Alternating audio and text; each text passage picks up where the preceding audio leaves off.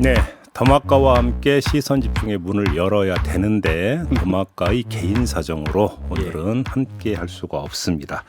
그래서 바로 이분과 함께 하는데요.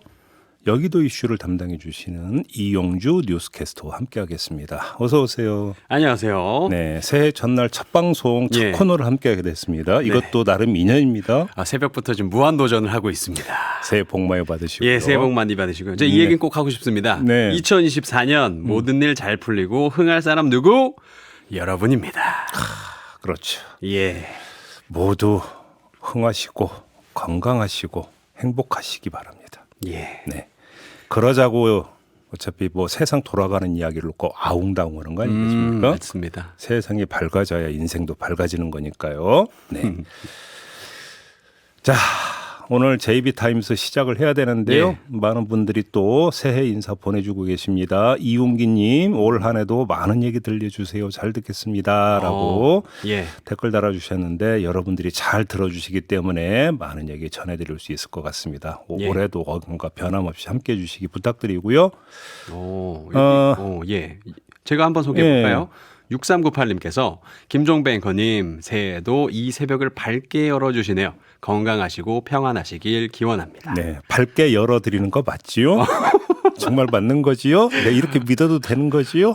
예, 맞습니다. 네, 예. 그럼요. 네. 예. 그리고요. 또 리아제님께서 네. 여긴 포항인데 사람들이 바다 쪽으로 쏟아지듯 몰려갑니다. 매년 한순간 모였다 한순간 사라집니다. 좀 있으면 해돋이가 그러네요. 아직 안 떴나요? 한 뭐 7시 반? 뭐 이쯤이라고 하던데요. 일출 시간이. 예. 네. 김희경님은 중국이라고 하시네요. 중국에서 방송 청취하고 있습니다. 늘 듣고 있지만 처음 글 올려요. 새해 복 많이 받으세요라고 이렇게 인사 나눠주셨는데 먼 곳에 계시네요. 중국이요. 네. 예. 그 건강 관리 잘하시길 바라고요. 네. 함께해 주신다니까 감사하다는 말씀도 드리도록 하겠습니다. 예. 자, 오늘 이야기 한번 시작을 해볼까요? 예, 좋습니다. 자, 뉴스와 분석이 함께하는 JB타임즈 오늘 주목할 첫 번째 뉴스 바로 들어가 보겠습니다. 네, 서울고등법원이 지난달 19일에 윤석열 검찰총장 징계 결정을 취소하라는 판결을 내린 바가 있습니다. 이 자리에서 전해드리기도 했었는데요.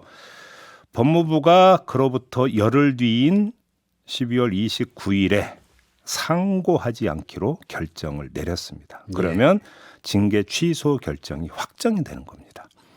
법무부는 이번 판결에 헌법, 법률, 명령, 규칙 위반 등의 상고 이유가 없어 상고하지 않기로 결정했다면서 준사법기관인 검사를 지휘 감독하고 검찰 사무를 총괄하는 검찰총장에 대한 법무부의 징계 과정에 중대한 절차 위반과 방어권 침해 등이 있었다는 항소심 판결을 무겁게 받아들인다. 이렇게 밝혔어요. 상고 포기 이유를 이렇게 된 건데요. 어차피 이 결정은 어느 정도는 예상이 됐던 일입니다. 저는 개인적으로 법무부가 너무 순순히 상고를 포기한 건 아닌가 이런 생각을 해봤거든요. 네. 근데 사실 어떤 다른 점이 또 있습니까? 서울고등법원 판결이 내렸을 때 바로 이 자리에서 이야기했던 바가 있습니다. 한동훈 장관이 법무장관으로서 상고 포기 결정을 직접 내릴지가 궁금하다. 이런 말씀을 드린 바가 있었는데 하지만 한동훈 장관은 그 결정을 내리지 않고 21일에 사퇴를 했습니다. 이 점을 환기하면서 다른 사례 하나를 더 덧붙이겠습니다. 한동훈 장관이 국민의힘 비대위원장으로 최종 선출된 건 전국위원회에서 26일에 의결을 통해서였습니다. 그런데 바로 그 전날인 25일 비공개 고위 당정 협의회가 열렸고 이 자리에서 김건희 특검법 수용 불가 입장이 정리가 됐습니다. 조건부 수용도 안 된다라는 결론을 내렸다고 합니다. 자, 제가 지금 두 가지 사례를 모아드렸습니다. 자, 그러면 그림이 하나가 나옵니다. 그림이요? 네. 무슨 그림이죠? 김건희 특검법과 윤석열 검찰총장 징계 관련 판결 이 두 가지 모두 윤석열 대통령과 직결되는 사안입니다. 당정은 정부와 국민의힘은 이 두 사안에 대해서 한동훈 비대위원장이 최종 결정을 내리지 않도록 정리를 했습니다. 다시 말해서 한동훈 비대위원장의 부담 또는 책임을 덜어준 겁니다. 자, 이건 아주 재미있는 그림인데요. 예. 그러니까 지금 JB께서 해석하시기를 네. 당정이 한동훈 비대위원장을 위해서 잡초 뽑듯이 미리 골치 아픈 일들을 해결해 놓고 네. 꽃길만 딱 깔아놨다. 어. 이런 건데 왜 그렇게까지 하는 걸까요? 잡초 뽑았다 이런 표현을 쓰셨는데 왜 제가 네. 재밌다라고 말씀을 드리냐면 자 한번 봅시다. 두 가지 점이 있는데요. 첫째, 거의 모든 언론과 정치인이 설정하고 있는 게 뭐냐면 해결사 한동훈입니다. 예. 그렇죠? 공경에 처해 있는 정부와 여당의 처지를 한동훈 위원장이 해결해 줄 수 있는지 여부에 초점을 맞추고 있지 않습니까? 그런데 제가 조금 전 두 가지 사례를 말씀을 드렸는데 이 두 가지 사례에 따르면 한동훈 위원장이 당정의 어려움을 해결해 주는 게 아니라 오히려 거꾸로 당정이 한동훈 위원장의 난처함을 해결해 주는 거 아닙니까? 예. 그러니까 그림이 재밌다라는 이야기를 하는 거고요. 두 번째, 이런 접근법에서 윤석열 대통령과 한동훈 위원장의 관계가 어떻게 설정되고 있는지를 어느 정도 엿볼 수 있다라는 겁니다. 예. 자, 일각에서 얘기하는 것처럼 차별화. 한동훈 비대위원장이 총선 승리를 위해서 윤석열 대통령과 차별을 꾀해야 된다라고 하는 이런 주장. 이 주장이 현실화될 여지는 별로 찾아볼 수 없다는 겁니다. 오히려 윤석열 대통령과 한동훈 위원장이 만나는 지점에 가림막을 치고 있는 것이죠. 그렇지 않습니까? 딱 직접 맞닥뜨리는 부분들을 피해주고 지금 정리를 하면서 피하게 만들어주고 있다는 거거든요. 예. 이는 차별화가 아니라 개별화 전략이다. 이렇게 정리를 해야 되는 겁니다. 윤석열 대통령과는 별도로 한동훈 위원장이 행보를 놓을 수 있도록 함으로써 차별에 대한 정치 브랜드가 아니라 그만의 독자적인 브랜드를 만들도록 하고 있다라는 거예요. 차별화와 개별화의 차이를 이해를 하시겠죠? 예. 자, 이렇게 한동훈 개인의 인기를 끌어올림으로써 그 인기로 윤석열 리스크를 가리고 총선 경쟁력을 높이겠다. 이런 전략으로 해석할 수 있다는 겁니다. 예. 물론 이건 아직 결과가 나오지 않은 일방적 기획일 뿐이긴 합니다만. 네. 그럼 JB 말씀대로라면 지금 윤석열과 한동훈 장관, 비대위원장이 마치 그 현대차와 제네시스처럼 맞나요? 이 비유가? 오, 예. 네, 개별화를 한 거잖아요. 예. 그죠? 네. 근데 이게 사실은 일방적 기획이다. 네. 말씀하시는데 어떤 기획자가 무엇을 기획한 건가요? 왜냐하면 총선 결과라고 하는 것은 여러 가지 변수가 작용을 하지 않겠습니까? 예. 따라서 그러니까 그 기획했다고 해서 기획 의도대로 결과가 나오는 경우는 별로 없죠. 예. 여러 변수가 함께 이제 고려가 되고 작용이 되는 건데 다른 변수를 한번 살펴봅시다. 예. 한동훈 비대위원장의 첫 작품인 비대위원 인선에서 문제가 발생하지 않았습니까? 예. 민경우 비대위원이 여러 설화에 휘말린 끝에 지난달 30일 자진 사퇴를 했습니다. 예, 맞죠. 자, 이 단순한 한 사례에서 한동훈 비대위원장은 두 가지를 잃어버렸다라는 얘기가 성립이 됩니다. 뭐죠? 뭘 잃어버렸느냐? 첫째, 법무장관 할 때나 비대위원장 할 때나 인사검증이 부실하다라는 비판에 직면을 했습니다. 고로 스마트함을 잃어버렸다라는 얘기가 성립이 될 수 있습니다. 두 번째, 비대위원의 컨셉으로 잡았던 7, 8, 9 세대의 참신함에 스크래치가 났습니다. 따라서 새로움을 잃어버렸다라는 얘기도 성립이 된답니다. 예. 다시 말해서 비대위원 인선을 잘못한 것 자체가 예. 첫걸음부터 자충소를 놓는 이 결과로 나타나 버렸다는 이야기가 되겠습니다. 예. 근데 한편 이 국민의힘 내부에서는 하루 만에 자진 사퇴를 한 데에 대해서 반성하고 책임질 줄 아는 자세다. 내로남불 민주당과는 다르다. 이렇게 논평을 내놓았던데 여기에 대해서는 다들 좀 판단이 다르실 것 같아요. 저 입이 어떻게 보시나요? 한번 그럼 제가 반문해 보겠는데요. 예. 책임질 줄 아는 자세라고 했잖아요. 예. 본인이 어떤 얘기 했는지는 언론 보도 나오기 전에 본인이 제일 잘 알잖아요. 네. 그러면 그 자신의 발언에 대해서 책임지는 자세는 뭐였어야 됩니까? 오히려 비대위원을 그럼 사양을 하는 게 오히려 책임지는 자세에 맞는 거 아닙니까? 예. 근데 맞지 않았습니까? 그다음에 또 한 가지 말씀을 드리는 것은 이거는 민경우 비대위원에 대한 이야기이고 네. 그 민경우 비대위원을 비대위원으로 픽한 네. 한동훈 비대위원장의 안목에 대한 평가는 다른 거 아닙니까? 맞죠. 섞지 말라 이런 말씀을 드리는 겁니다.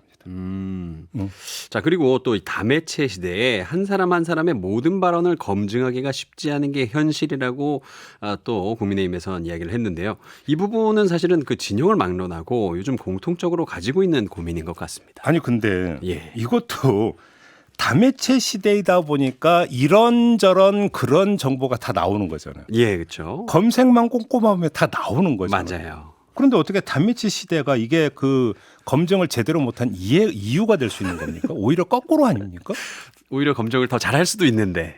그죠? 아니 언론이 어디서 지금 뭐 캐비넷에서 지금 과거 발언을 꺼집어낸 게 아니잖아요. 아니죠. 유튜브 채널에 올라가고 했던 거죠. 공개가 되어 있는 거죠. 예. 그러니까 이게 어떻게 성립되는 얘기냐라는 거예요. 사실 검색 한 번만 해봤어도 이거 이게 막을 수 있었던 건데. 그러니까요. 예, 그렇죠. 뭐 인사정보관리단 법무부에 있는 예. 거기도 마찬가지. 그러니까 저 검색만 제대로 했어도 걸러낼 거 여러 가지 있었습니다. 아, 참. 네. 예. 청취자 반응 소개해 드리겠습니다. 4338님께서 이게 꽃길이 될지 늪에 빠질지 지켜봐야겠습니다. 네. 이렇게 해주셨고요. 또 3186님께서 개별화가 되니 재미는 없네요. 재미가 없나요? 예. 지금 이거는 차별화해서 파열음을 내야 된다는 말씀이십니까? 네. 예. 그러면 아무튼 그건 싸움이 되는 겁니다. 그니까요. 둘이 싸우나? 네. 자, 아무튼 한동훈 위원장은 오늘 서울 국립현충원을 참배한 뒤에 내일부터 대전, 대구, 광주 등 전국 시도당 신년 인사회에 참석하면서 지역 당원들과 만날 예정이라고 합니다. 네. 여기서 또 어떤 뉴스들이 등장할지 시선 집중해서 또 시선 집중해 보겠습니다. 네. 자, 그럼 오늘 두 번째 이 주목할 뉴스 알려주시죠. 이재명 민주당 대표와 이낙연 전 대표가 이틀 전 30일 만났지만 반전은 없었습니다. 만남 후에 두 사람은 이렇게 말했는데요. 한번 들어보시죠. 기대치에 부족한 점이 있겠지만 당을 나가시는 것이 그 길은 아닐 것이다라는 간곡한 말씀을 드렸습니다. 변화의 의지를 이재명 대표로부터 확인하고 싶었으나 안타깝게도 확인할 수 없었습니다.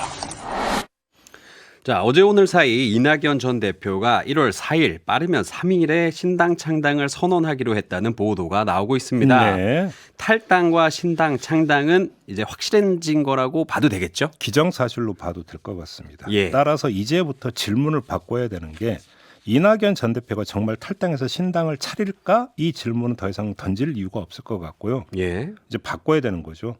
이낙연 신당은 성공할까? 로 바꿔야 되는 거 아니겠습니까? 예. 지금 상황이 진짜로 네. 이거 실패하면 진짜 반역이고 성공하면 진짜 혁명인데 진짜 이것만큼 이렇게 잘 어울리는 상황이 없는 것 같아요. 네. 예, 제이비 어떻게 생각하십니까? 이해를 돕기 위해서 한번 비교를 해봅시다. 이준석 신당과 비교를 해보겠는데요. 이준석 신당은 본인은 뭐라고 할지는 잘 모르겠습니다만 다수가 보기에는 제1의 가치이자 명분이 반윤석입니다. 동의하시죠? 예, 동의합니다. 그렇죠. 예. 색깔이 이렇습니다. 반면 이낙연 신당의 제1의 가치는 반윤석열인가요? 아닌. 오히려 반 이재명이 더 부각이 되어 있는 거 아니겠습니까? 맞죠. 이게 문제라는 거죠. 왜 이게 문제냐면 총선은 누가 뭐래도 정권 중간 평가의 성격을 띱니다. 이른바 정권 심판 선거로 흐른다는 얘기입니다. 이런 총선에서 반윤석열이 아니라 반 이재명의 성격이 유권자들에게 각인돼 버린다면 이낙연 신당이 선전할 수 있겠느냐라고 하는 의문이 성립이 되는 겁니다. 자, 여권은 이에 맞서서 야당 심판, 이재명 심판을 띄우려고 하는데 이건 말 그대로 여당의 전략이지 이낙연 신당의 전략이 될 수는 없습니다. 오히려 이낙연 신당이 선거 과정에서 반 이재명을 앞세우면 야당 지지 유권자들로부터 여당의 선거 전략을 돕는다라는 반발을 살 수도 있습니다. 그러니까 반 이재명이라고 하는 성격이 너무나 강하게 각인되어 버린 게 오히려 이낙연 신당의 한계일 수도 있다는 겁니다. 그래서 이 성격을 빨리 그러니까 그 전환시키지 않으면 몇 걸음을 걸어도 공간이 열리지 않을 가능성이 높다. 이렇게 봐야 되는 겁니다. 자, 그러면 이제 민주당 내 비명계 의원들 모임이죠. 원칙과 상식 소속 의원들이 탈당할 수도 있다고 하던데 이 의원들이 좀 합류를 하면 어떻게 되는 겁니까? 근데 이거저거 떠나서 예. 김종민, 윤영찬, 이원욱, 조응천 의원 4명이잖아요. 예. 이 4명이 모두 신당에 합류할지부터가 제가 볼 때는 미지수입니다. 이렇게 보는 근거는 간단한데요.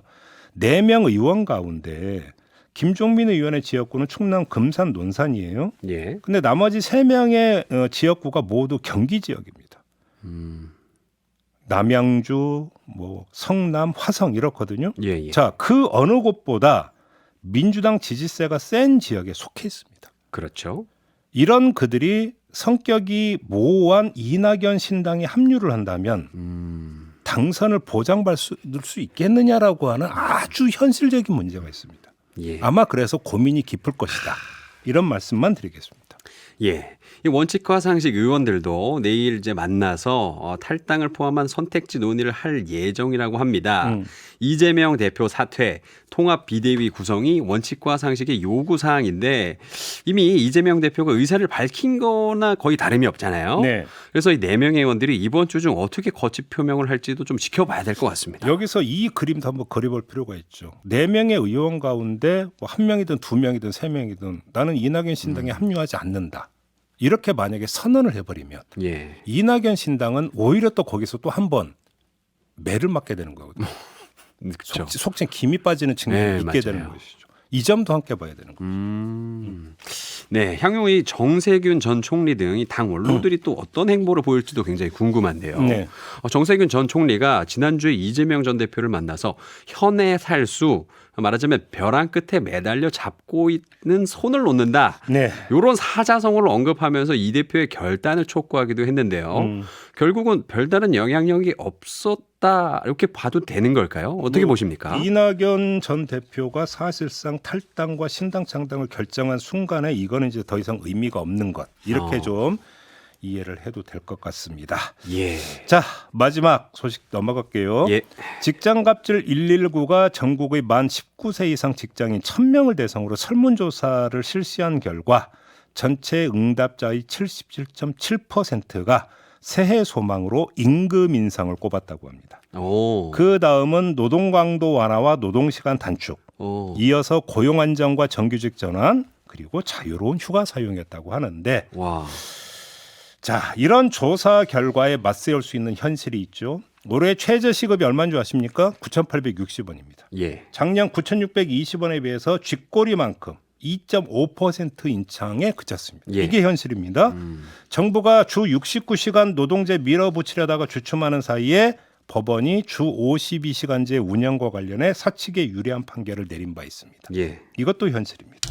그나마 다행인 건 자녀가 태어난 지 18개월 이내에 부모 모두 육아휴직을 사용하면 6개월간 육아휴직급여를 각각 최대 450만 원 지원받는 제도가 올해부터 시행된다는 것인데요. 예. 현실이 그렇게 녹록하지가 않다라고 하는 점을 말씀을 드리는 겁니다. 그럼에도 불구하고 새해 첫날부터 이렇게 말씀드리면 예. 재뿌리는 거 아니겠습니까? 맞아요. 이 설문조사 결과를 보면 다른 것도 있습니다. 올해 직장 생활이 좋아질 것이라는 전망은 70.6%였다고 합니다. 오. 현실은 팍팍해도 희망은 놓지 않는다. 오. 이런 거 아니겠습니까? 예. 이렇게라도 희망을 갖고 살아야 되는 거 아니겠습니까? 맞습니다. 그죠? 예. 희망에 의지를 담으면 그게 현실이 된다. 이런 말이 있습니다. 누가 한 말이냐? 제가 지어낸 말. 아무튼 네, 이렇게라도 씩씩하게 2024년을 맞이하자. 예. 이런 뜻에서 마지막 뉴스로 이걸 골랐습니다. 예, 좋습니다. 네. 자, 이렇게 마무리하죠. 이용주 캐스터 아유 고생하셨습니다. 아유, 너무 재밌습니다. 네. 예. 수고하셨습니다. 네, 감사합니다.